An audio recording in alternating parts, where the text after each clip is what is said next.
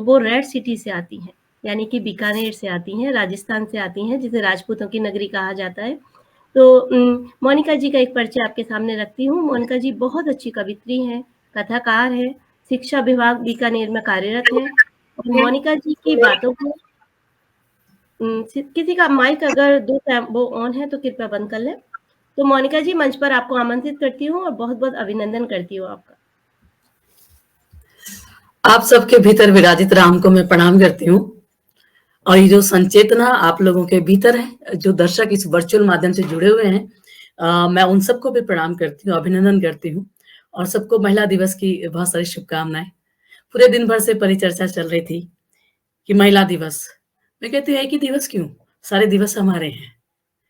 तो हम सबको सभी दिवसों की बहुत सारी शुभकामनाएं। और ये कितना बड़ा अच्छा विषय अचला जी ने और पूरी टीम ने, भारतीय भाषा संवर्धन समिति ने लिया है कि इस पे एक विमर्श हो, इस पर एक चर्चा हो कि हम किस तरीके से अब साथ मिलकर आगे बढ़े। दीप्ति जी ने जहाँ बात छोड़ी थी, वो उसी बात को मैं आगे बढ़ाऊंगी। आपने बहुत बेहतर बात की। बहुत बहुत हो गया कि हमें बराबर होना है, हमें मतलब अधिकार चाहिए। अब समय आ गया है कि हमने जो ऊंचाइयां प्राप्त कर ली है, अब हमको सबको साथ साथ चलना है। तो मैं अपनी बात कहूं उससे पहले पूरी मातृशक्ति को मैं अपनी 2 पंक्तियां सौंपना चाहती हूँ कि वो ही गूंथे वो गढ़े, रचना उसका काम। वो ही गूंथे वो गढ़े, रचना उसका काम। माँ बिन कोई ना बना, क्या ईसा क्या राम। तो मुझे लगता है इन चार पंक्तियों के अंदर ये पूरी सृष्टि की बात आ जाती है कि अगर हमें जैसा समाज बनाना है, ये निर्भर करता है कि उस समाज की माँ कैसी है, उस समाज की स्त्री कैसी है, उसके संस्कार कैसे हैं। और जब हम युग निर्माण की बात करते हैं तो मुझे लगता है कि मैं उनको सुन रही थी, श्वेता जी को, उन्होंने बहुत सुंदर तरीके से नवदुर्गा के रूपों के साथ अपनी बात को व्याख्यायित किया, बहुत बेहतर तरीके से।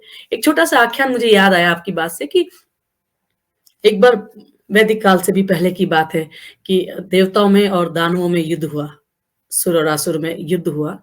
दानव भारी पड़ रहे थे। देवताओं को लगा कि अब क्या करें, हमारे पास कुछ भी नहीं बचा, अब हम इनको कैसे हराएं। ब्रह्मा के पास गए, विष्णु जी के पास गए, महेश के पास गए, शिव जी के पास गए, तो सबने हाथ खड़े कर दिए। बोले तो अब इनको रोकेगा कौन, ये तो देवताओं का विनाश कर देंगे, सृष्टि से कल्याणकारी ताकतों का विनाश कर देंगे। तो तब मिलकर शक्ति के स्वरूप की उत्पत्ति हुई और उस शक्ति ने उन दुष्टों का दलन किया, उनका नाश किया। तो उस एक आख्यान से हमको ये पता लगता है कि हमेशा स्त्री जो शक्ति है, जो संजीवनी है, वो इस पूरे समाज के कल्याण में, इस पूरी सृष्टि के कल्याण में उसकी भूमिका महत्वपूर्ण रही है। वैदिक काल में हम देखते हैं कि स्त्रियों को बड़ा सम्मान प्राप्त था, आजादी थी, स्वतंत्रता थी।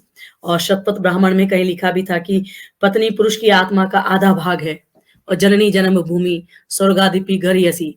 तो इस तरीके की भावनाओं के साथ जब हम चल रहे थे तो मेरा प्रश्न ये उठता है कि ऐसा क्या हुआ था कि कालांतर में स्त्री जो देवी थी वो पैर की जूती के स्थान पर आ गई, वो पायदान के स्थान पर आ गई। तो बहुत सारी चीजें हुई। तो मैं बस 2 सूत्र आप लोगों के साथ साझा करना चाहती हूँ। सभी मेरी विदुषी बहनें यहाँ पर हैं।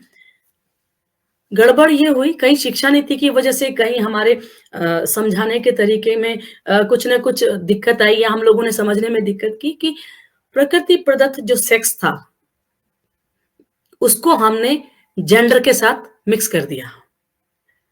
तो जो सेक्स है, जो स्त्री और पुरुष का होना है, वो बायोलॉजिकल चीज है, वो प्रकृति प्रदत्त है, क्योंकि प्रकृति को सृष्टि चलानी थी।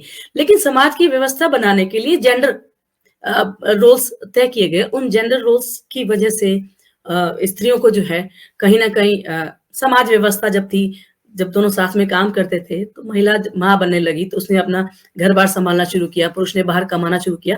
एक सामाजिक संतुलित व्यवस्था चल रही थी।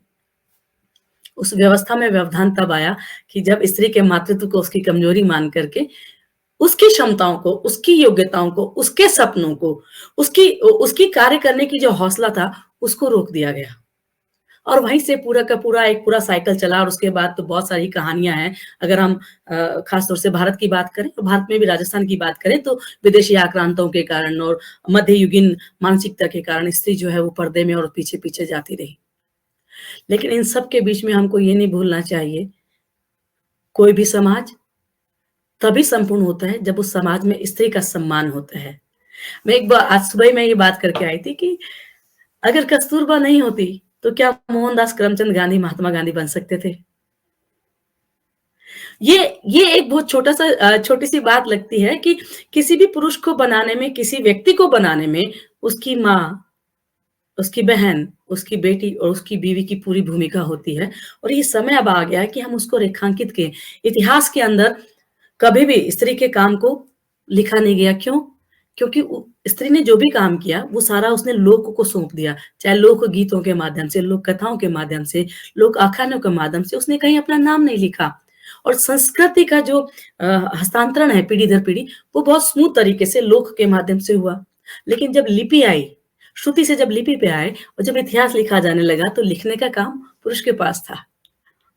और उसमें बड़ा आसान था, जो जो लिखेगा वो अपनी प्रशंसा लिखेगा, तो स्त्री के जो अवदान था उसको रेखांकित नहीं किया गया।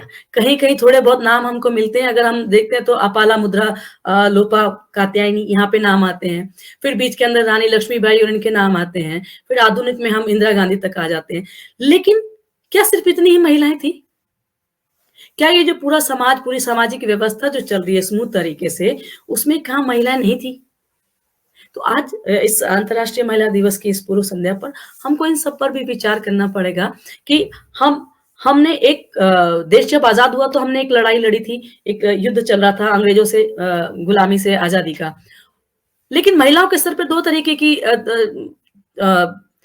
विमर्श चल रहे थे, 2 तरीके के युद्ध चल रहे थे, 2 तरीके की लड़ाइयाँ चल रही थी। एक गुलामी से आज़ादी चाहिए थी ब्रिटिशर्स से, दूसरा उनको आज़ादी चाहिए थी, उनके ऊपर जो प्रतिबंध थे, उनके उनके सपनों पे जो कैद थी, उससे आज़ादी चाहिए थी। तो इस सब में समाज सुधार के जो आंदोलन थे, बड़ा उनका योगदान रहा। तो बहुत सारी बातें मैं इसलिए भी नहीं करना चाहती क्योंकि आज सुबह से हम लोग इसी पे चर्चा कर रहे हैं। लेकिन ये समय अब आ गया है कि हमको थोड़ा-सा हमें भी समझना है, हमारे आने वाली पीढ़ी को भी समझाना है कि स्वतंत्रता और स्वच्छंदता के बीच में एक छोटी-सी बारीक लाइन है। कहीं हम ये ना करें कि हम पुरुषों के बराबर होने की होड़ में उनके अवगुणों को अपना लें और हम माने कि हम आपके बराबर हो गए हैं। नहीं जी, हमें आपके बराबर नहीं होना। हम जो हैं, हमको उसमें प्रसन्न रहना चाहिए। प्रकृति ने हमको अगर स्त्री बनाया है, तो वो आशीर्वाद है उसका, उसको उस ब्लेसिंग को हमको उसी तरीके से लेना चाहिए। हम पुरुष के कॉम्पिटिटर नहीं हैं, हम दुश्मन नहीं हैं, हम एक-दूसरे के पूरक हैं। लेकिन ये समस्या ये आई कि जब पुरुषों के हाथ में सत्ता थी, तो उन्होंने हमको कॉम्पिटिटर माना और दबाने का कोशिश किया और जब ये नारीवादी आंदोलन चले, तो तब ये हुआ कि पुरुषों के बराबर हक चाहिए। हक चाहिए थे हमको, अपने अधिकार चाहिए थे हमको कि जब रोज़गार के अवसर हैं तो हमको उनके बराबर आप मज़दूरी दो। जितने काम के घंटे पुरुष के हैं उतने महिला के भी तय करो। क्योंकि वो शारीरिक रूप से कमज़ोर मानी जाती रही है, तो उसकी आड़ में उसके उसके हक को न छीनो। मूल बात ये थी, लेकिन उस चक्कर में हम लोग कहीं न कहीं एक मैसेज जो है वो शायद चूक गया, लोगों के हाथ से छूट गया। जैसा कि मैंने भी कहा, हमने सेक्स और जेंडर को मिला दिया और इस चक्कर में बहुत सारी दिक्कत हुई। लेकिन मेरी बहनों, मुझे बहुत खुशी है कि आज हम सब अलग-अलग स्थान पर बैठकर, चाहे आप कतर में हैं, इजिप्ट में हैं, यूके में हैं, मैं राजस्थान बिल्कुल एकदम जिसको कि एक समय में बैकवर्ड कहा जाता था, मैं बीकानेर से हूँ। आज हम सब इस एक विषय पे चर्चा कर रहे हैं, महिलाओं के अवदान पे बात कर रहे हैं, उनके योगदान पे बात कर रहे हैं, तो ये सब संभव हुआ है शिक्षा की वजह से। ज्ञान की वो ज्योत जो हम हमारे आपके बीच में हमारे अभिभावकों ने दी, हमारे हमारे पुरखों ने हमें जो सौंपी, जो मशाल लेकर हम चल पड़े, ये मशाल सद्भाव की, सम्मान की, प्रेम की, संवेदना की, ये हमको जला के रखनी है और आने वाली पीढ़ियों को भी सौंपनी है और ये गर्व हमको हमेशा अपनी नई पीढ़ी को भी अनुभूत कराना पड़ेगा। मैं एक कार्यक्रम में थी, एक नारा चलता है यहाँ पे ना, बेटी बचाओ, बेटी पढ़ाओ। तो एक छोटी बच्ची ने मुझे कहा कि मैडम इसमें ये भी जोड़ो, बेटी बचाओ, बेटी पढ़ाओ और बेटे समझाओ। तो ये चूक भी हमसे ना हो कि हम लड़कियों को तो सशक्त कर दें, लेकिन लड़कों को ये समझाएँ ना कि आपको सशक्त महिला से आपको डील करना है। तो ये महत्वपूर्ण चीज़ है और ज़्यादा समय नहीं लेते हुए एक रचना मैं आप लोगों के साथ यहाँ पे रखना चाहूँगी। विमर्श की बात करेंगे तो भी, मैं सिर्फ मैं हूँ। मेरा बेबाक सच बोलना क्यों खटकता है तुम्हें? मेरा बेबाक सच बोलना क्यों खटकता है तुम्हें? क्यों चाहते हो हर पल कि मैं हाँ में हाँ मिलाती रहूँ तुम्हारे? मत ढूँढो मेरे लिखे में अपने नज़रिए का सत्य। मत ढूँढो मेरे लिखे में अपने नज़रिए का सत्य, अपने शंकालू मन को मत अर्थाने दो। वो सब जो मैंने कभी कहा ही नहीं, वो सब जो कभी मैंने कहा ही नहीं, जो कभी मैंने लिखा ही नहीं, मैं सिर्फ़ मैं हूँ। मैं सिर्फ मैं हूँ, इसके उसके किसी की तरह नहीं, इसके उसके किसी की तरह नहीं। अपने संदेह मत उछालो, प्रश्नों की आड़ में, शराफ़त के लबादे में लपेट कर, इतना सा याद रहे कि मेरे माथे की लकीरें नहीं बनी हैं, चौखटों दरवाज़ों पर सिर झुकाने से।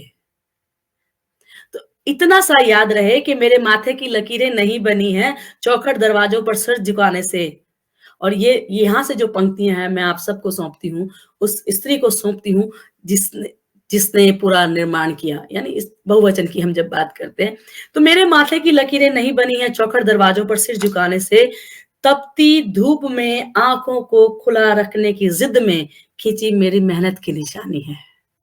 तपती धूप में आँखों को खुला रखने की ज़िद में खिंची मेरी मेहनत की निशानी है और जिस दिन स्वीकार लोगे मुझे मेरी ही तरह सहज हो पाओगे और बढ़ पाओगे थोड़ा स्त्री होने की तरफ, बढ़ पाओगे स्त्री होने की तरफ क्योंकि वही तो मार्ग है मनुष्य होने का, क्योंकि वही तो मार्ग है मनुष्य होने का। और मैं ये बात बहुत शिद्दत से मानती हूँ कि माँ है ना, उसपे जो मातृत्व है, उसके अंदर जो स्नेह है, वात्सल्य है, जो नैसर्गिक है, वो स्त्री को मनुष्य बनाता है, बड़ा मनुष्य बनाता है। तो ये आज के समय की निहायत नितांत आवश्यकता है कि हम अपने आप को पहचानें और एक पंक्तियाँ मैं सौंप के विदा लेती हूँ। कोई गीत है किसी और संदर्भ में, मैं उसको ये कहती हूँ, मैं इसलिए भी कहती हूँ कि हम हमेशा चाहते हैं कि पुरुष हमारी प्रशंसा करे, वो हमको शाबाशी दे, लेकिन हमें उनकी शाबाशी की आवश्यकता नहीं है, हमें आपस की, एक-दूसरे की, स्वयं की आवश्यकता है। तो दूसरों की जय से पहले खुद को जय करें, दूसरों की जय से पहले खुद को जय करें। तो आइए जय करते हैं हम अपने आप को, अपने अस्तित्व को, अपने होने को, अपनी जो एक शब्द हमने काम लिया सिस्टरहुड और जिसको मैं अपनी भाषा में बहनापा बोलती हूँ।